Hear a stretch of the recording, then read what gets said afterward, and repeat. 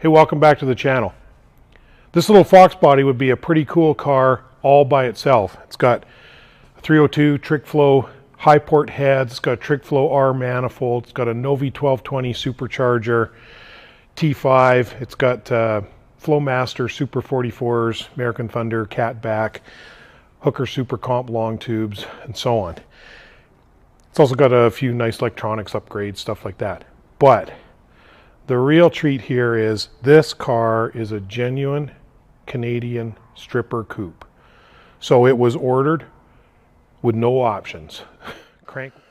Okay, these are TFS-R heads, or they're the high ports?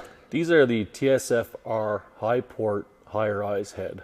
Okay, and it's the trick flow R manifold, not the box R, the regular R, right? That's right, the regular R, yep. Okay, and you're using an Anderson power pipe with that Novi? I am. I have an Anderson power pipe feeding that Paxton 1220, and then the discharge tube is from, where did I get it? Vivid Racing. Here? Yep, in the States. Okay. And it's a custom pipe for the setup. Okay, and that's a Ford factory alternator, or sorry, distributor, right? Yes, it is, yep. Yeah, they're the best. Yep. Yep. And you got factory valve covers on there. I assume you had to relieve at least the driver's side, take the baffles out and so on? I did, yeah. Okay. You're correct, yeah. And you use a Western Motorsports catch can system, right? Yes, I did, yeah. I don't know if we're going to get a look at that. It's down it's tucked pretty good. Down in there. That's a billet aluminum catch can that goes in the PCV system. Now, I know one thing that happened here was, and it's a mistake that a lot of guys make. If you run a PCV system of any kind and you run a open breather as well, then you've got unmetered air going into the motor. Correct. And we had a breather cap on there, so we fixed that right away, right? Nice easy fix. Yeah, that's an easy fix.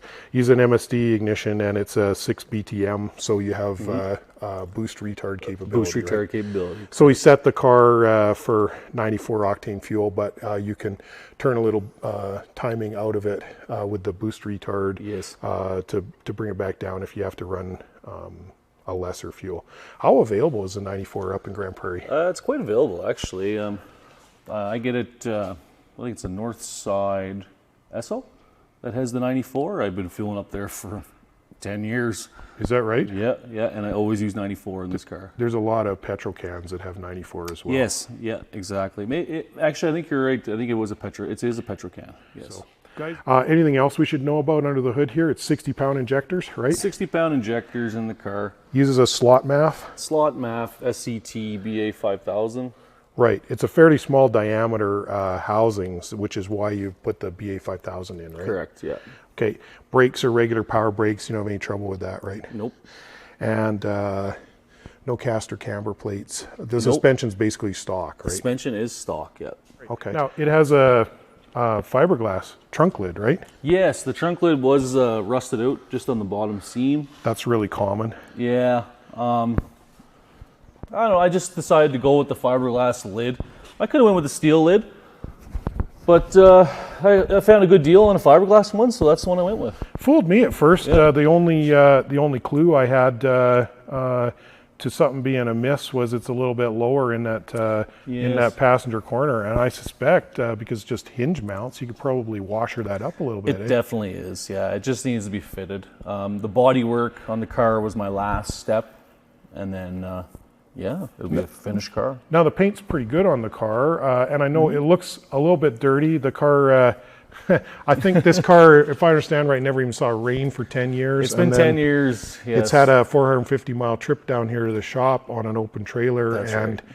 It was snowing and a really terrible kind of a day. It broke my heart the whole way. But. Yeah. And of course, we spent enough time on the dyno, we didn't have any time for detail work on the car. But even without being detailed, I can see the car is generally a very clean, very clean looking car. Yeah. The paint's not original though, right? The paint is not original. I never painted this car. I bought it with this paint in this shape, actually. Okay. I probably drive this car 3-4 times a year. So over the 10 years, I definitely have way more wrenching hours in this car than driving hours in this car. Yeah, and I assume you're going to drive a little bit more now. Now we got. Yeah, I would say I might. Yep. Okay. Okay. And now you got this car up in Grand Prairie, where you live, right? And but that guy had only had the car for 6 months or something. Yeah, he bought this car and his. It wasn't in the shape it was now, obviously, but he bought this car and his wife. He wanted another Mustang, just like every other guy. We all want more Mustangs. Yeah, sure. And he bought an 03 GT Mustang. And his wife said one of the Mustangs have to go. So he chose to get rid of the Foxbody Mustang. Big mistake. Yeah, so he only owned it. Huge mistake. I'm sure right now he's kicking himself. Let's talk about modifying it. I think you're going to run into guys who say, oh, you shouldn't modify such an important part of Ford history. But I don't know about you, but my personal opinion is these cars were ordered, stripped, so that they could be raced and modified. So in fact, not modifying it is probably is probably wrong, right? But you've taken some steps to hang on to a lot of original parts. Oh yes. Yeah. I know you use the Tecmotion vent gauge pod system in there, which makes a real easy put back if you decide you want to get the gauges out. Doesn't put any screw holes in or damage anything. That's right. Yeah, and like I've looked at different setups for gauge pods, and I actually ordered a bunch of different options as well. As soon as I seen Tecmotion's intake vents, that was the way to go. I agree. I see you have a little heads-up display. Tell me a little bit about that. Well, that was kind of a little project. I wanted heads-up display in the car. I don't want to hack up my console. So I actually found this one on Amazon, and it doesn't need any internet, Wi-Fi, none of that. It just runs off satellite. So it works really well for this car. And what does it give you? Just speed? Just gives me speed, gives me a compass, and that's pretty much it. Can it be hooked up for additional channels like RPM? I think it can. I've only had it for a little bit. Just kind of, it's one of those demo, try it. If it goes well, I was thinking about finding another console piece, like used, just find another piece, and then actually maybe try to do my own work on that and countersink it. Yeah, right. Into the console, like on a Cadillac or exactly, a new Camaro or whatever, right? Exactly.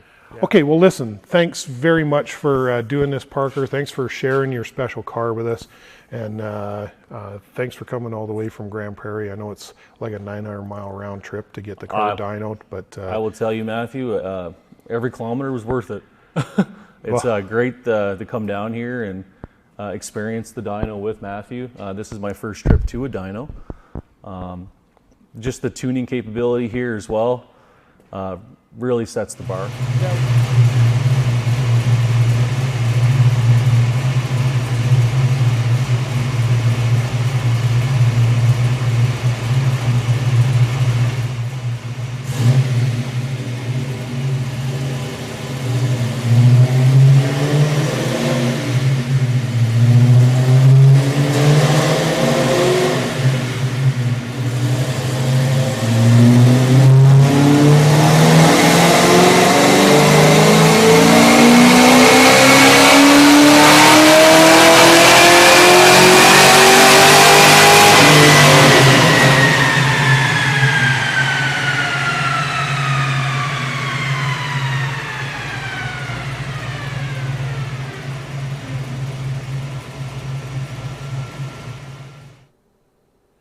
This graph compares the car to a stock 5.0 with the 10-minute tune-up.